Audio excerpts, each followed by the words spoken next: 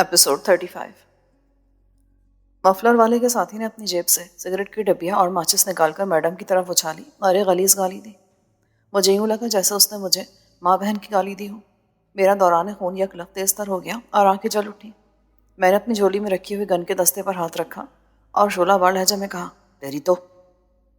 Madam को गाली देने वाला चौकस था। लम्हा भर में अपनी सीट से उठकर मुझ पर झुक गया और उसने पिस्तौल की नाल मेरी गर्दन में बेदर्दी से चुभो दी। मुझे इश्तियाल में उसकी परवाह नहीं थी, मगर मैडम के इशारे ने मुझे साकित कर दिया। वो मुस्कुराकर बोली, नहीं डियर, मुझे सिगरेट पीने दो, बड़ी मुश्किल से मिली है। या नाड़ी लोग शायद इगवा करने के आदाब से वाकिफ नहीं है। मैंने मैडम को देखा जो सिगरेट मुंह में दबाकर दिया सलाई से जला रही थी। उसने जो ही धुआं हलक में उतारा उसे खांसी आ गई। उसने फिर कश लिया और फिर खांसने लगी। अकब से दरश्त आवाज़ उभरी, गाड़ी बढ़ाओ, या अदाकारी बाद में कर लेना, हम तुम्हें बहुत से ऐसे मौके देंगे। मैडम ने गियर लीवर दबाया और गाड़ी बढ़ा दी। मोड़ काटने के बाद वो मुश्किल 1 किलोमीटर ही आगे गए थे कि उसने फिर ब्रेक लगा दी। अब क्या मुसीबत है? मैंने कभी कार में बैठ के सिगरेट नहीं पी। तुम लोग इधर ही रुको, मैं बाहर खड़ी होकर 2-4 लंबे लंबे कश ले लूँ, फिर आगे चलेंगे। ये कहकर उसने बड़ी बेखौफी से दरवाज़ा खोल दिया। हमें गन पॉइंट पर रखने वाले शायद इस सूरत हाल के लिए तैयार नहीं थे, क्योंकि वह अचानक से घबरा गए और फैसला ना कर पाए कि ऐसी हालत में उन्हें क्या करना चाहिए। मुझे कवर करने वाले ने दबी दबी आवाज़ में अपने साथी से कहा, नीचे उतरो फौरन, भागे तो बेदरक शूट कर देना। मफलर वाले ने भी मैडम के पीछे गाड़ी से उतरने में देर ना लगाई, मगर मैडम जो बज़ाहिर अपना गेट खोलकर लापरवाह अंदाज में खड़ी थी, हाथ दिखाने में कामयाब हो गई। मफलर वाले जसीम शख्स के पैर जो ही ज़मीन पर पड़े, मैडम ने उसके दरवाजे को पूरी क़ुव्वत से वापस धकेल दिया। नतीजतन वो अपना तवाज़ुन बरकरार ना रख सका और गिर गया। उसका सर कार के अंदर जबकि निचला बदन ज़मीन पर जा गिरा। मैडम ने दूसरे लम्हे दरवाज़ा अपनी जानिब खींचा और एक मरतबा फिर पूरी क़ुव्वत से धकेल दिया। मफलर वाले की तेज़ करह बुलंद हुई और उसके मुंह से मुग़ल्लिज़ात का सैलाब उमड़ आया। मैडम ने सब कुछ इतनी अचानक और नाकाबिले बयान फुर्ती से सर अंजाम दिया था कि मुझे कवर करने वाले को अपने साथी की मदद करने का मौका न मिला। क्योंकि गाड़ी के अंदर लाइट की दूधिया रोशनी फैली थी और बाहर गहरी और स्याह रात तारी थी, इसलिए मुझे मैडम दिखाई नहीं दे रही थी। मुझ पर मुसल्लत शख्स एक लम्हे के लिए भी मेरी तरफ से गाफिल नहीं हुआ था, जबकि मैं कनखियों से अपनी गर्दन में चुभी हुई पिस्तौल की नाल को देख रहा था और उस पर हाथ डालने के लिए मौका ढूंढ रहा था। शायद उन दोनों के दरमियान खामोश कमिटमेंट हो चुकी थी कि एक मैडम को कवर करेगा जबकि दूसरा मुझे गन पॉइंट पर रखेगा। तभी मुझे कवर करने वाले ने अपने साथी की मदद करने की कोशिश ना की। ऐसे वक्त में पुरसुकूत माहौल फायर की तेज़ आवाज़ से लरज़ उठा। साथ ही एक हौलनाक चीख सन्नाटे का कल्ब चीर गई। मफलर वाले शख्स को मैडम ने मौका पाते ही गोली मार दी थी। चंद लम्हों के बाद दूसरा फायर हुआ और गाड़ी को एक झटका लगा। साथ ही अकबी दरवाज़ा ठक की ज़ोरदार आवाज़ के साथ बंद हो गया। अमजद, अमजद क्या हुआ? मेरे पीछे वाले की तेज़ और कदरे घबराई आवाज़ उभरी, मगर उसे कोई जवाब न मिला। उसने 2-3 मरतबा अपने साथी को पुकारा और फिर शायद अपने तय ये तय कर लिया कि अब उसे किसी मदद की ज़रूरत नहीं रही थी। चंद लम्हों बाद मैडम का हिवला फ्रंट गेट में लहराया और वो दाएं हाथ में पिस्टल लिए ड्राइविंग सीट पर आन गिरी। गिरते ही मछली की तरह तड़पी और पहलू बदल गई। अब उसके पिस्तौल का रुख दोनों सीटों के दरमियान खाली जगह की तरफ था। तुमने मुझे सिगरेट दी थी ना? दी थी ना? इसीलिए तुम्हें जिंदा छोड़ रही हूँ, क्या याद करोगे? मैं दम्बाखुद मैडम को देख रहा था, जिसने चंद ही लम्हों में काया पलट करके रख दी थी। मेरी गर्दन पर नाल का दबाव बदस्तूर मौजूद था, जबकि मैडम अकेले बच जाने वाले अगवाकार पर पिस्तौल ताने बैठी थी। पिस्तौल नीचे कर लो, वरना मैं से गोली मार दूंगा। भले मार दो, मैं तुझे मार दूंगी, मामला बराबर रहेगा। अगर तुम चाहो तो मैं गाड़ी वहां तक ले जा सकती हूँ जहाँ तुम हमें ले जाना चाहते थे, क्या ख्याल है? उसे यकीन नहीं आया, आना भी नहीं चाहता। तभी वो उलझ कर बोला, चलो गाड़ी चलाओ। पिस्तौल इसकी गर्दन से हटा लो, मैं तुम्हारा भी निशाना छोड़ देती हूँ। हम दुश्मनी सही, मगर ये मुख्तसर सा सफ़र अच्छे दोस्तों की तरह तय कर सकते हैं। वो समझ चुका था कि वो बाजी हार चुका था। उसने पिस्तौल मेरी गर्दन से हटा ली। मैडम ने आंखों से दोनों सीटों के दरमियान खाली जगह की तरफ इशारा करते हुए कहा, इस पिस्तौल को यहाँ रख दो। उसने पिस्तौल रख दिया जो मैडम के पैरों की तरफ लुढ़क गया। मैंने गन संभाली और मैडम का इशारा पाकर गेट खोला और कार से उतर गया। गाड़ी के पीछे से घूमकर ड्राइविंग साइड के पिछले दरवाजे की तरफ आया। कार से 2-3 फुट के फासले पर मफलर वाला औंधे मुँह पड़ा था। उसका सर रोड साइड पर था, जबकि दोनों टांगें ढलानी झाड़ियों में उलझी हुई थी। उसका पिस्तौल वाला हाथ फैला हुआ था। मैंने बतौर एहतियात पाँव की ठोकर उसके हाथ पर रसीद की। पिस्तौल उसकी मुर्दा गिरफ्त से निकलकर झाड़ियों में जा गिरा। मैंने दरवाज़ा खोला, सीट पर सर टिकाए, आंखें मूंदे शिकस्त खुर्दा अंदाज में बैठे हुए شہزور پر نظر ڈالی اور اس کے برابر میں بیٹھ گیا۔ میں نے گن کی نال اس کی پسلیوں سے لگا دی۔ میڈم نے اطمینان بھرے انداز میں مجھے دیکھا اور پستول اپنی جھولی میں رکھ لیا۔ پھر وہ عقب نما میں دیکھ کر بولی، انہیں ہماری زندگی کی ضرورت تھی، ہمیں نہیں ہے۔ یہ کوئی بھی حرکت کرے تو گولی مار دینا۔ جی میڈم۔ میڈم نے گاڑی چلا دی۔ اس نے رفتار کم رکھی تھی اور صاف ظاہر تھا کہ وہ ٹرن لینے کے لیے مناسب جگہ کی تلاش میں تھی۔ سڑک تنگ تھی، جھاڑیاں، سرکنڈے اور مختلف قسموں کے درخت سڑک کو اپنے حصار میں لیے ہوئے تھے۔ 1 کلومیٹر کے بعد تھوڑی سی جگہ نظر آئی۔ میڈم نے بڑی مہارت سے ٹرن لیا اور بولی، تمہارا نام کیا ہے؟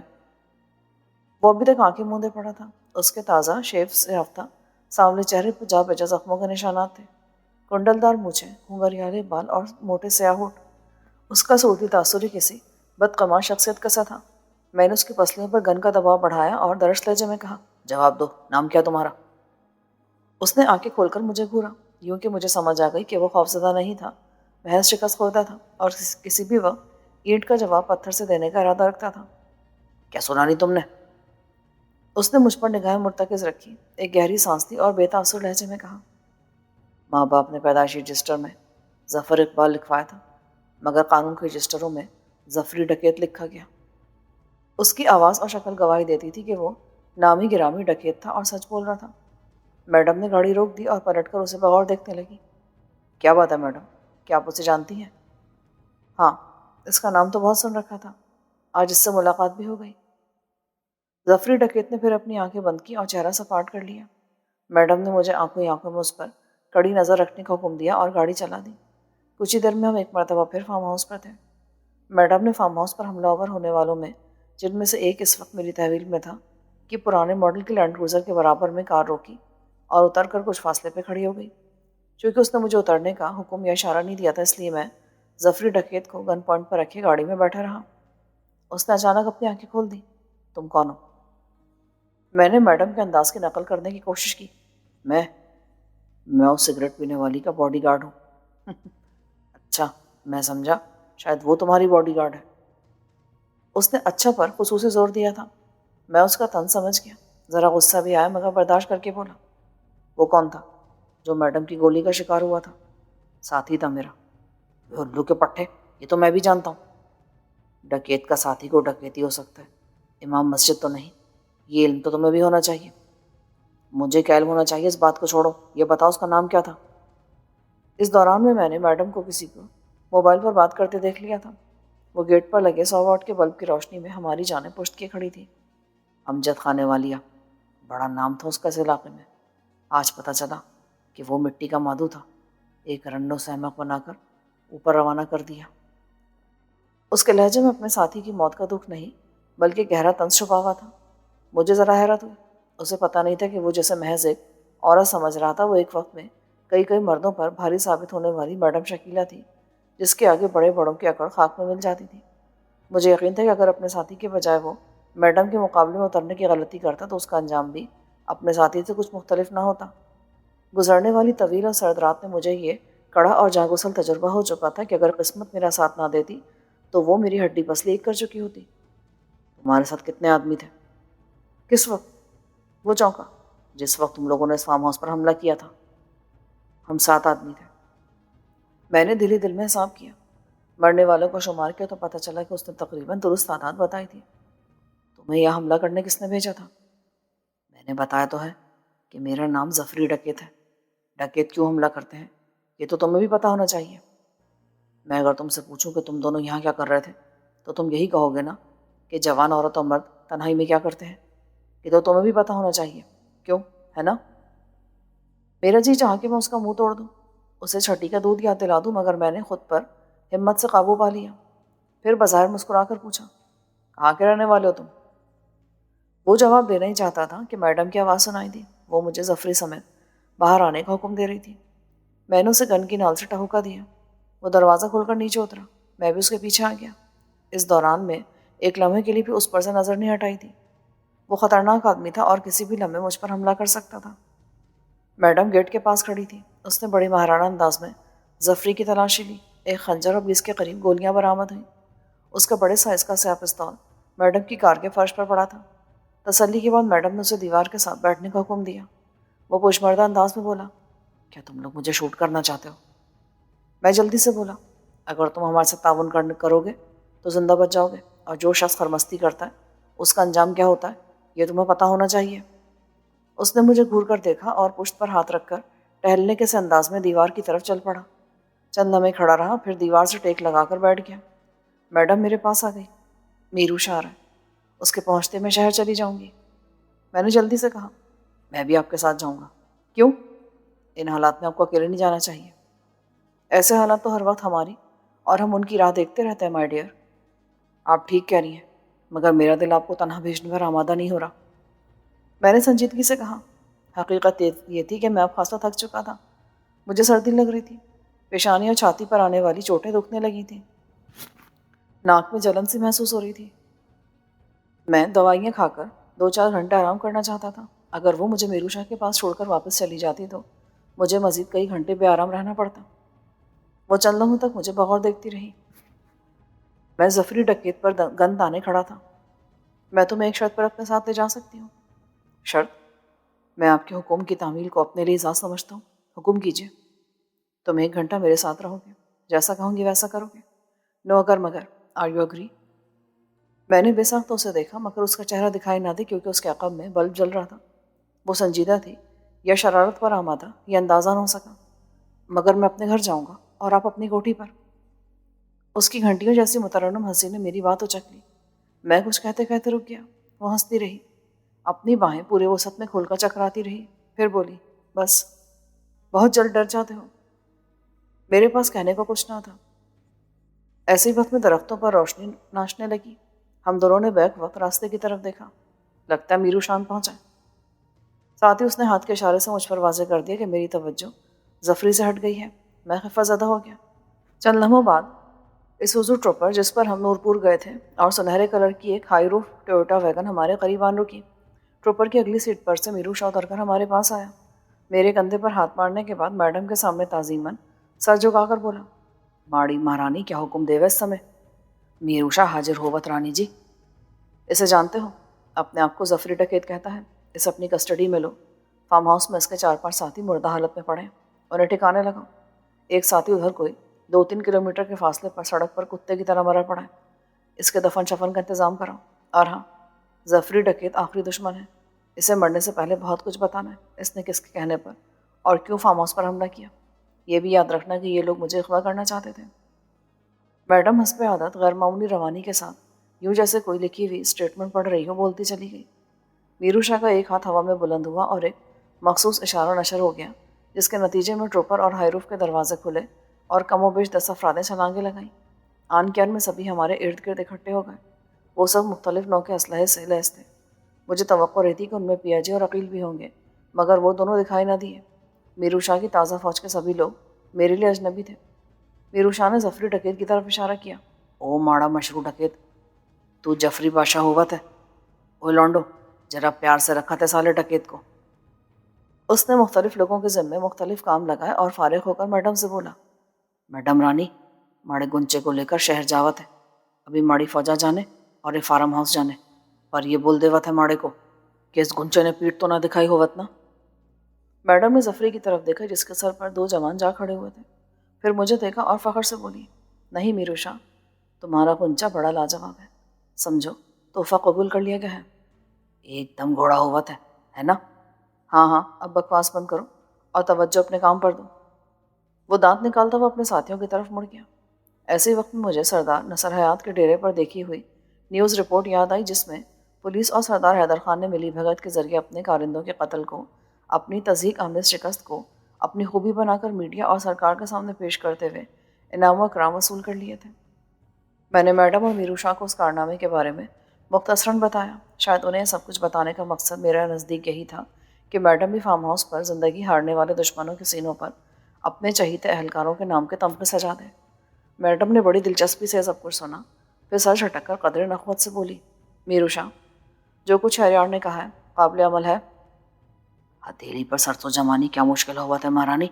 اپنا تھانے دار ہے نا انسپیکٹر اجہر، ایک دم حرام زیادہ ہوئے، پر ماڑا جیا اس کو پھول پتری لگانے کو مانگت ہے۔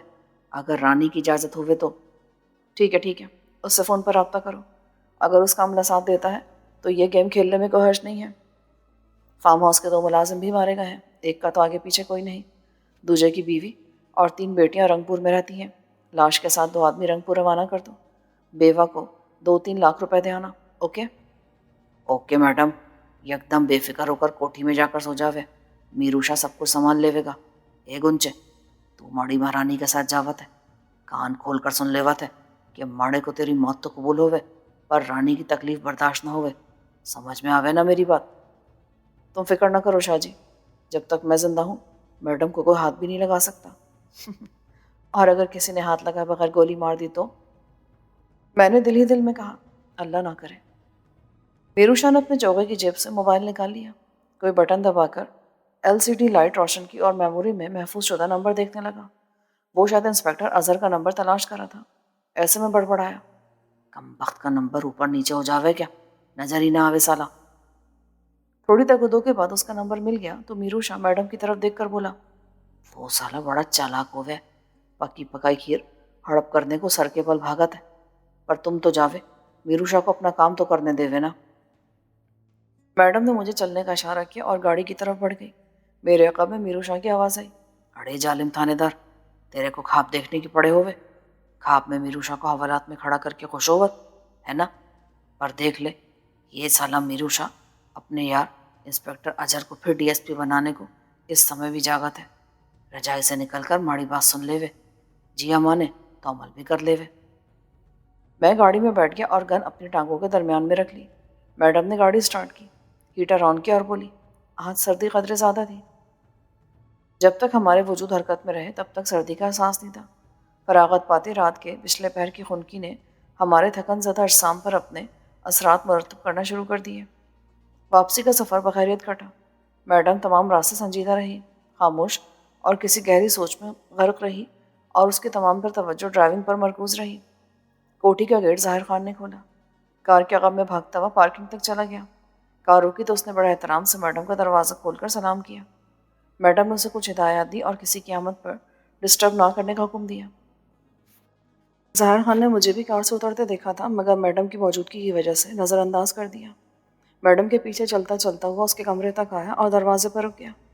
کم ان، اس کی آواز سنائی دی۔ میں میڈم کی قربت سے گریز کرنے کی کوشش کر رہا تھا، ڈرتا تھا کہ وہ کسی بات کا برا نہ مان جائے، مگر یہ بھی عجیب تضاد تھا کہ اس کے قریب رہنا بھی چاہتا تھا۔ اس نے مجھے صوفے پر بیٹھنے کا حکم دیا۔ بیڈ پر اوپر تلے 2 کشن رکھے اور ان کی ٹیک لگا کر نیم دراز ہو گئی۔ وہ بے حد سنجیدہ تھی، لگتا تھا کسی گہری سوچ میں غرق ہے۔ پھر میڈم نے اچانک اپنا موبائل نکال لیا، چند لمحوں تک اس سے بے طرح کھلتی رہی، پھر بولی، شہریار، کیا ہم پر کیے جانے والے حملے کو اتفاقیہ قرار دیا جا سکتا ہے؟ میں چونکا، میرا خیال ہے کہ ایسا نہیں ہے۔ کیوں؟ جہاں تک مجھے علم ہے آپ کا وہاں پہنچنا آپ کے معمول کا حصہ نہیں تھا۔ میری پوزیشن بھی بالکل ایسی ہے کہ میں پہلے کبھی فارم ہاؤس میں جا کر نہیں سویا۔ اگر مجھے قتل یا اغوا کیا جانا مقصود ہوتا تو پھر اتنی دیر گئے حملہ نہ کیا جاتا، پہلے بھی کیا جا سکتا تھا۔ آپ کے آنے کے بعد ہی وہ لوگ فارم ہاؤس پہنچا اور انہوں نے بڑی دیدہ دلیری اور مشاقی سے فارم ہاؤس کو گھیرے میں لیا تھا۔ اگر ہم جاگ نہ رہے ہوتے یا غافل ہوتے تو اس وقت سچویشن مختلف ہوتی۔ رزلٹ؟ اس کی آنکھیں مجھ پر جم گئیں۔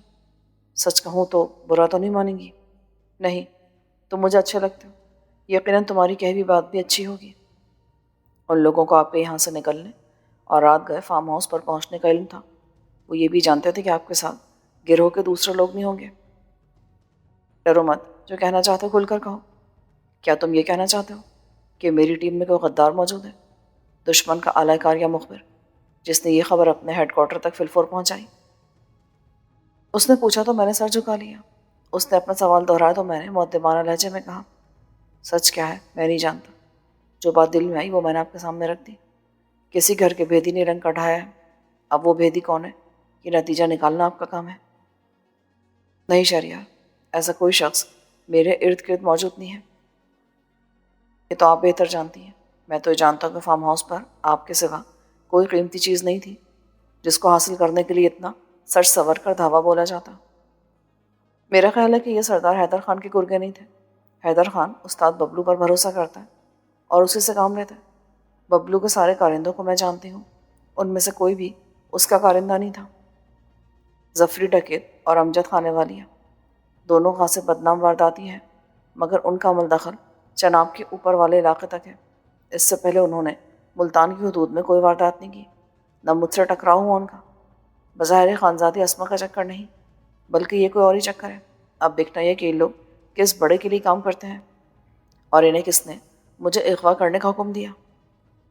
اس میدان میں میری معلومات صفر تھی، میں کوئی رائے نہیں دے سکتا تھا، لہٰذا خاموش رہا۔ تو وہ بولی، میرے ایک نہیں کئی دشمن ہیں جو مجھے نیچا دکھانا چاہتے ہیں، ہر وقت میری طاق میں رہتے ہیں، اس لیے مجھے بڑی احتیاط کرنا پڑتی ہے۔ تو آپ کو تنہا آدھی رات کو کوٹھی سے نکل کر فارم ہاؤس پر نہیں جانا چاہیے تھا۔ شاید تم ٹھیک کہتے ہو، مگر ایسا کرنا ضروری تھا۔ میں تمہیں کسی مشن پر تب تک نہیں بھیج سکتی تھی جب تک تمہاری صلاحیتوں سے خود واقف نہ ہو جاتی۔ مجھے خوشی ہے کہ تم میری ٹیم میں بہت اچھا اضافہ ثابت ہوئے ہو۔ پھر اس نے مجھے فریج سے ٹھنڈا پانی اور الماری سے بوتل نکالنے کا حکم دیا۔ میں نے دونوں چیزیں پیش کر دیں۔ شہریار، سردی ہے نا، تبھی تو بدن تپش مانگنے لگتا ہے۔ عجیب بات ہے کہ ایک بستہ پانی معدے میں اتر کر تن بدن میں آگ لگا دیتا ہے۔ اس نے جام تیار کیا، ایک ننھا سا گھونٹ بھرا اور مجھے قریب بیٹھنے کا اشارہ کیا۔ میں بیٹھ کے کنارے پر ٹک گیا۔ اس نے ہاتھ بڑھا کر ٹھنڈا گلاس میرے رخسار سے لگایا اور بولی، دیکھو کتنا ٹھنڈا پانی ہے نا؟ آپ تھکی ہوئی ہیں، کچھ دیر آرام کر لیں۔ اس نے گلاس لبوں سے ہٹایا اور تکیے سے پشت ٹکا کر آنکھیں بند کر لیں۔ پھر اس نے اچانک آنکھیں کھولی۔ جب میں دیکھتی ہوں تم آنکھیں پھیر لیتے ہو، جب میں آنکھیں بند کر لیتی ہوں تو تمہاری نظریں مجھ پر ہوتی ہیں، یعنی تم مجھے دیکھنا چاہتے ہو مگر مجھ سے آنکھ ملاتے ڈرتے بھی ہو۔ ٹھیک کہا نا میں نے؟ جی۔ تمہاری منگیتر کا نام کیا تھا؟ سوال بڑا بے ساختہ تھا، میں گڑبڑا سا کیا۔ جی وہ غزالہ نام ہے اس کا، وہ پیزاد ہے میری۔ کیا تم دونوں کبھی تنہائی میں ملے ہو؟ جی ہاں۔ جی نہیں۔ کیا مطلب؟ کئی بار ملے ہیں جی۔ تم نے اس کا بوسہ بھی لیا ہے؟ تم نے کبھی اسے سینے سے لگایا؟ نہیں میڈم، گاؤں میں اتنی آزادی نہیں ہوتی۔ واقعی؟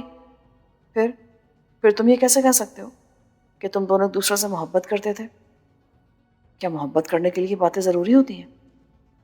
محبت کرنے والے یقین دہانی اور اظہار کا سیرپ ایک دوسرے کے حلق میں ٹپکاتے رہتے ہیں۔ دونوں اپنے طور پر یہ سمجھتے ہیں کہ وہ دوسرے پر اپنی لگن ظاہر کر رہے ہیں، مگر سچ تو یہ ہے کہ وہ اپنی قلبی اور روحانی تسکین کر رہے ہوتے ہیں۔ کیا وہ تمہیں اب بھی یاد آتی ہے؟ نہیں، میں اسے اتنا یاد نہیں کرتا جتنا مجھے کرنا چاہیے تھا۔ کیوں؟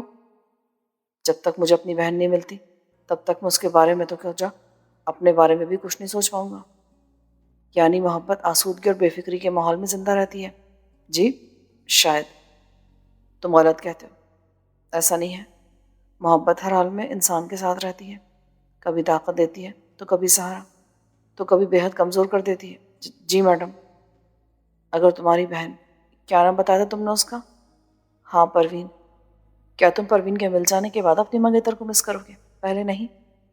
نہیں میڈم، اب میرے سامنے زندگی کے 3 مقاصد کا حصول اہم ہے: پروین کو تلاش کرنا، اپنے والدین اور چاچا چاچی کے قاتلوں سے انتقام لینا، اور ہاں رک کیوں گئے، کہو نا، اور اپنی بہنوں کے ہاتھ پیلے کرنا۔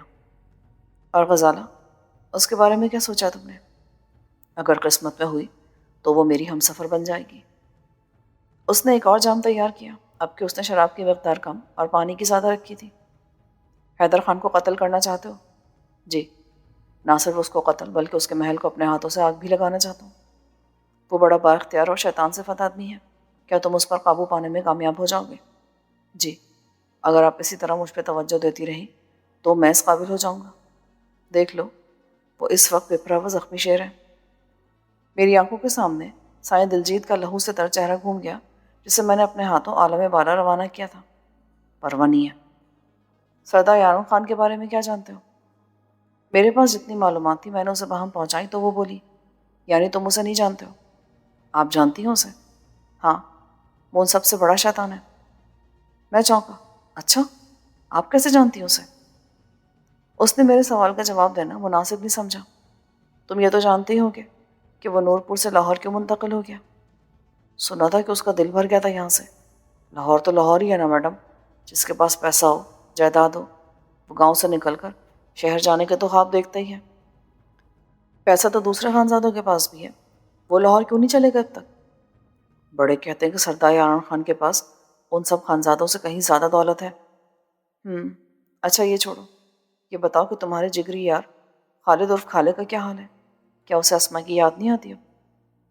کافی دن ہوئے ملاقات ہی نہیں ہوئی. ویسے وہ اسما کو بلانے والا نہیں ہے. اسے خود سے علیحدہ کر دو، اگر ممکن ہو تو اسے نور پور بھیج دو. وہ وہاں رہ کر تمہیں معلومات پہنچا کر بہتر اعانت کر سکتا ہے. وہ میرا ساتھ چھوڑنے پہ تیار نہیں ہے.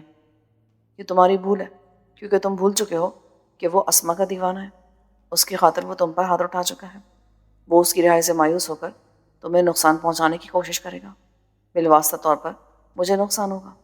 نہیں میڈم، وہ ایسا آدمی نہیں ہے. میں ضد نہیں کرتی، مگر ایک دن تمہیں میرا ہم خیال ہونا پڑے گا. کیا اسما کو روکے رکھنا ضروری ہے؟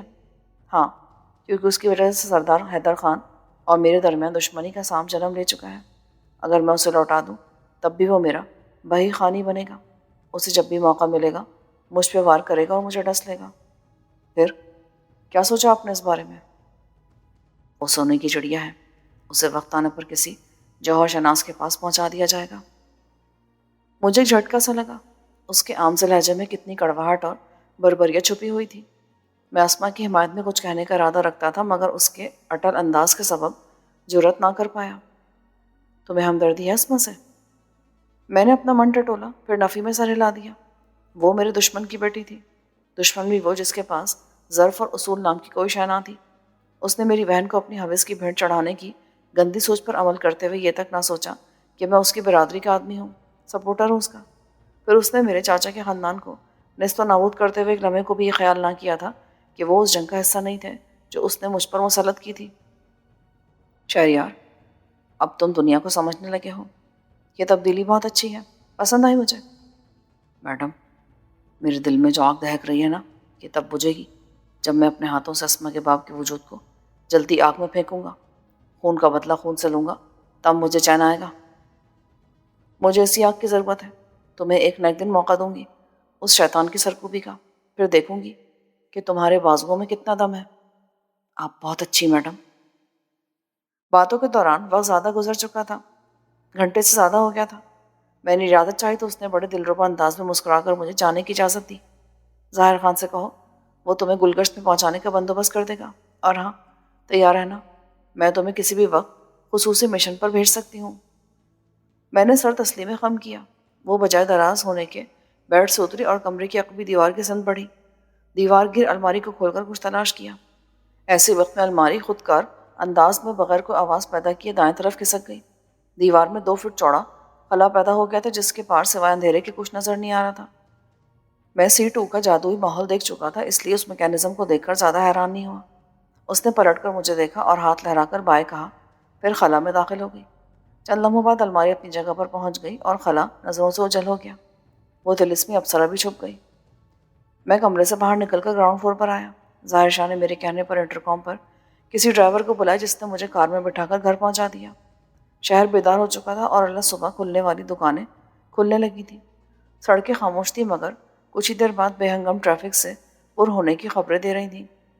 چونکہ میں خاصا تھکا ہوا تھا اس لیے بستر پر گرتے ہی نیند میں غرق ہو گیا. آنکھ کھلی تو سپہر ہو چکی تھی. میں نے غسل کر کے لباس بدلا اور ٹی وی چلا دیا. نیوز چینل پر فارم ہاؤس، ڈاکوؤں کی لاشیں، ان کے سابقہ کارناموں کی تفصیل اور پولیس رپورٹ ڈاکومنٹری پیش کی جا رہی تھی. وقفے وقفے سے مخصوص انداز میں ٹیلی کاسٹ کی جانے والی نیوز رپورٹ کو ملاحظہ کرتے ہوئے میرا دل فاتحانہ جذبات سے مغلوب ہو گیا. مجھے اپنی دلیری اور مہارت سے حاصل کی جانے والی فتح پر ابھی تک یقین نہیں آ رہا تھا. میں نے اپنی طاقت اور ذہانت کے بلبوتے پر نہ صرف میڈم کو موت کے منہ سے زندہ نکال لیا تھا، بلکہ قانون کو کئی انتہائی مطلوب اشتہاری ڈاکوؤں کو بھی ہلاک کر دیا تھا. میں نے عملی طور پر اس سے پہلے سردار حیدر خان کی بیلے والی حویلی اور نورپور پر 2 مشن سر انجام دیے تھے، جن میں جزوی ناکامی میرا مقدر بنی تھی. یہ ایک ہی رات میں سر انجام دینے والے 2 مشن تھے جن میں 2 مرتبہ کامیابی نے میرے قدم چومے تھے اور مجھے میڈم کی نظروں میں معتبر کر دیا تھا. مجھے یہ دیکھ کر بہت خوشی ہوئی کہ میرو شاہ نے حیدر خان کے مقابلے میں جاندار اسکرپٹ اور مضبوط اسٹیج پلے پیش کیا. انسپکٹر اظہر کو نپے تلے انداز میں ترقی کی جانب دھکیلتے ہوئے اس نے اپنی اور دشمنوں کی لاشوں کو ٹھکانے لگانے اور فارم ہاؤس کی صفائی ستھرائی کے فضول کام سے نجات حاصل کر لی تھی.